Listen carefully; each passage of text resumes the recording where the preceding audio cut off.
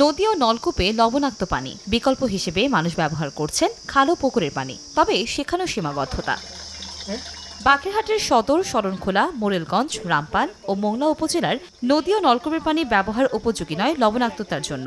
খাল ও পুকুরে কাঙ্ক্ষিত মিষ্টি পানি না পাওয়ায় বিপাকে এলাকাবাসী।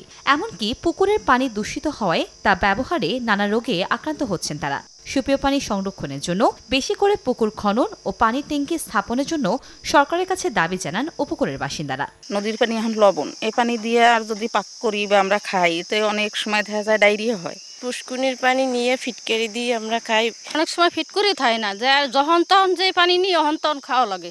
অনেক দূর দিয়ে আনতে আমাদের কষ্ট হয়, কেতে ঘাও হয়ে যায় পানি টানতে টানতে। লবণাক্ত এলাকার মানুষের সুপেয় পানির চাহিদা মেটাতে নানা পরিকল্পনার কথা জানায় জনস্বাস্থ্য বিভাগ। আর এলাকাবাসী জায়গা দিলে নতুন পুকুর খননের আশ্বাস উপজেলা প্রশাসনের।